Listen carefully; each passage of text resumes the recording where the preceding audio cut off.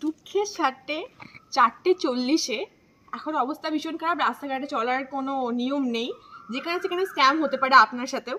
তো যাই হোক, আমি 2টোর সময় বেরিয়েছিলাম, রাত 2টোর সময় আমরা বাংড়ে চা খেতে যাচ্ছিলাম। তো সেই সময় একটা মহিলা আমাকে বলে কি, আমার খুব টাকার দরকার, আমার মেয়ে হসপিটালে ভর্তি আছে, তো আমাকে তুমি পেমেন্টটা আমি তোমাকে অনলাইন করবো, তোমাকে আমি করে দিচ্ছি, তোমাকে একটু ক্যাশ তুলে দাও। আমার কাছে এটিএম ছিল না, তো আমি এটিএম তোলার জন্য ওনাকে নিয়ে বাড়ি আসি। উনি বাড়ির কিছুটা সামনে থেকে উনি ফোন করেন যার কাছ থেকে টাকাটা নেয়ার, উনি ফোন করেন এবং ওখানে যেখানে উনি ছিলেন সেখান থেকে মনে হলো যে উনি হয়তো বিপদে পড়েছেন, আমি নিয়ে আসি, আমি হেল্প করবো। তো তারপর আমার কাছ থেকে আমাকে বলে 2000 পেমেন্ট করতে। আমি ঠিক আছে, আপনি আমাকে অনলাইন করুন, আমি আপনাকে একটু এটিএম থেকে তুলে দিচ্ছি।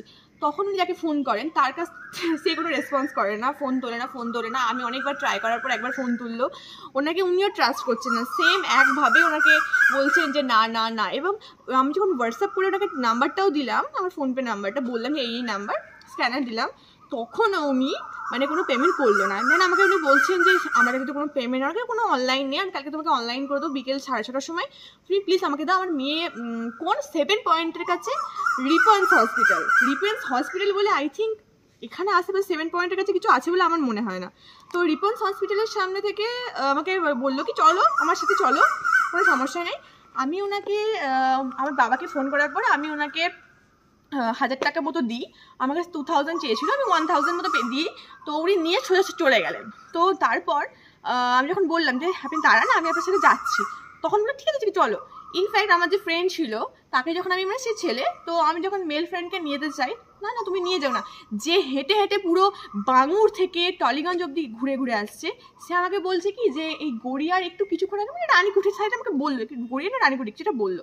তো ওই রানীকুঠি থেকে একটা কার আসবে, গাড়ি আসবে, গাড়িতে উঠে আমরা যাব। তো তোমার মেল ফ্রেন্ড কি যাবে? হ্যাঁ অবশ্যই যাবে, ওকে নিয়ে দরকার নেই, কিছুটা বললো। তো আমি বললাম না ওর যাবে। তো উনি ওনাকে নিয়ে যেতে চান না।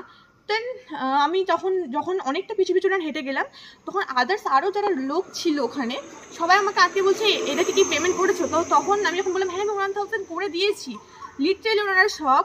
উনি এর কদিন আগেও সেম এই কথা বলে টালিগঞ্জের মালঞ্চ থেকে এই সেম টাকা তুলেছে। ইনফ্যাক্ট যে টাকাটা দিয়েছে তাকে আবার নেক্সট টাইম যখন সে বুঝতে পারেনি যে হ্যাঁ এসেছে, তখনও আবার সেই একই কথা সে বলছে। তো এরপর আমি ওনার কাছে আবারও যাই, তখন ওনার ব্যাগে দেখি অনেক টাকা। তো যার কাছে টাকা নেই, ইনফ্যাক্ট যদি টাকা নিউডও হতো, টাকা থাকে সমস্যা নেই, বাট রিপন্স হসপিটাল বলে কি কোনো হসপিটাল আদৌ আছে আপনারা কি জানেন? আমার তো জানার নেই। 7 পয়েন্টের কাছে তো এইভাবে স্ক্যাম হচ্ছে। আমি 1000 পে করার পরও আমার টাকাটা স্ক্যাম হতে হতে একজন দাদার জন্য, মালঞ্চের সামনে একজন দাদার জন্য আমার টাকাটা বেঁচে যায়।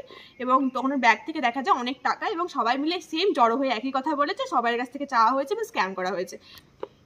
ইনফ্যাক্ট আমাকে বলা হয় যে কি মেল ফ্রেন্ডকে রেখে যাওয়ার জন্য, মানে আমাকে একা যাওয়ার জন্য, এবং ওনার একজন দিদি আসবে, তাহলে আমাকে কি করা হতো, পাচার করে দেওয়া হতো। আমি লিটারালি এখন শক, কারণ কি হতে যাচ্ছিল, কি হতে হতেই বেঁচে গেছে। স্ক্যাম 1000 চলে গেল, ইটস ওকে, বাট আমার কি হতো, আমি যদি একা ওনার সাথে যেহেতু চলে যাচ্ছিলাম, তো ওই দাদা এবং আমার ফ্রেন্ড আমাকে জাস্ট বারণ করলো, তাই আজকে কিছু হলো না। বাট এখানে যখন তখন যেখানে সেখানে এরকম স্ক্যাম হতে পারে, বিশেষ করে মহিলারা করছে স্ক্যামটা। এবং তিনি খুব এডুকেটেড মহিলা, তিনি খুব ভালোভাবে কথা বলছেন, খুব ভালোভাবে, এবং তিনি আমাকে বললেন উনি একজন প্রাইমারি স্কুলের টিচার। তো এইভাবে একটা মানুষ যদি যেভাবে কথা বলছিলেন, আমার মনে হয় সত্যি উনি ফ্রড না, জেনুইন পার্সন। তারপরে উনি যে এরকম ফ্রড মানে স্ক্যাম করবেন আমি বুঝতে পারিনি। ইনফ্যাক্ট উনি টাকাটা যখন নেওয়া হয় ওনার থেকে, যদি সত্যি হতো উনি বলতেন না যে কি, সবাই সামনেই বলতেন যে আমার সত্যি প্রবলেম আছে, ইস্যু আছে, প্লিজ আমাকে টাকাটা দাও। উনি কিচ্ছু বললেন না, টাকাটা উনি দিলেন, নিয়ে চলে আসা, ওনাকে কিচ্ছু বলেন না, তাড়াতাড়ি হেঁটে হেঁটে চলে গেলেন। তাহলে এটা কি স্ক্যাম না? ইনফ্যাক্ট আমাকে পাচারও করে দেওয়া হতো আই থিঙ্ক আজকে। তো যাই হোক, মালঞ্চ হোক কিংবা টালিগঞ্জ, সবাই একটু সতর্ক থাকুন সব জায়গা থেকে।